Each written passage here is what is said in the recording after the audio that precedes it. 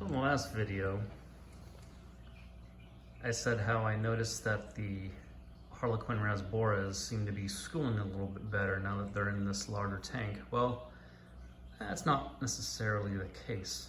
Some of you who have kept fish for a long time were probably going to say duh to my aha moment, but it seems like, well, when the lights are off, if I were to turn these lights off in the aquarium, they would huddle up, all six of them. They school up pretty well in the middle of the water column, maybe a little bit further, like down here somewhere.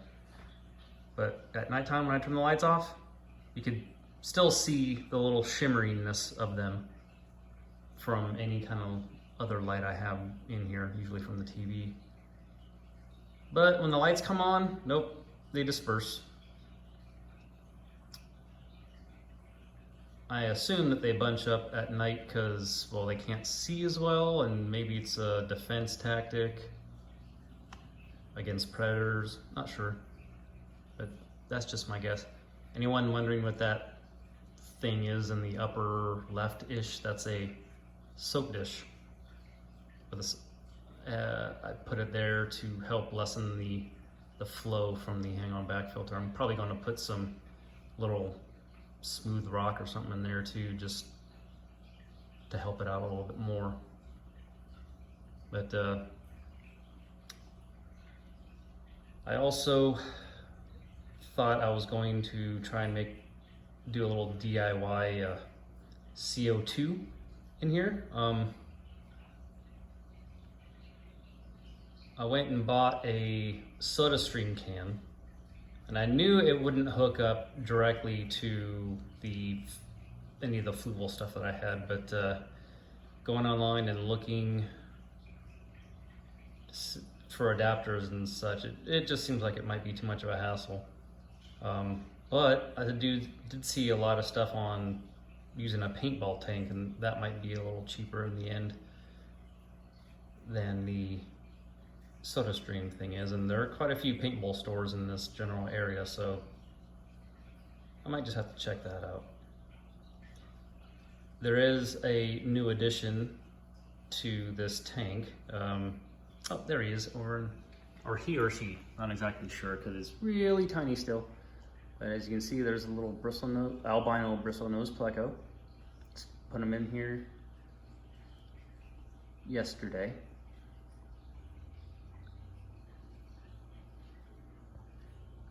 And we got a little lady here.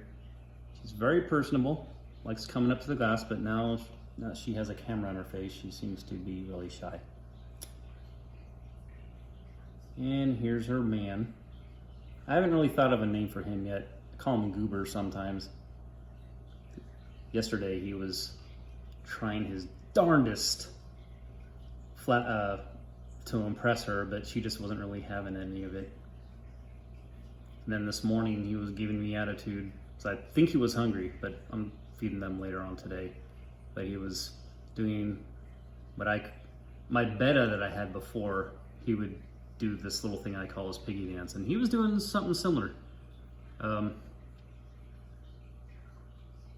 then he would go and pick on the tree or pick up some sand in his mouth and spit it out. So I'm like, okay, I understand you're hungry, but you'll eat when everybody else eats too, not when you throw a tantrum.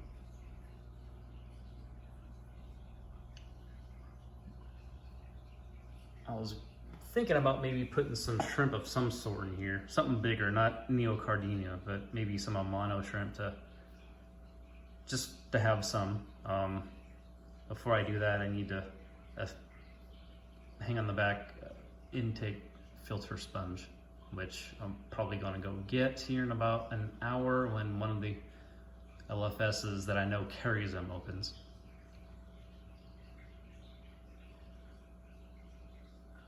I'm really hoping these plants will start growing. Yes, I know the light's pretty dim. It's a fluorescent light. I'm probably going to have to go pick up an LED light as well. But that's what's going on in 36 for now. It's just really peaceful watching these fish sometimes. I know some people make fun of fish owners saying, "Oh, you need a dog or you need a cat." I'm like, well, watching fish is kind of soothing. Watching a dog lick itself or a cat lick itself, not so much. So I'll stick to fish for now. And yeah, that's it. Thanks for watching.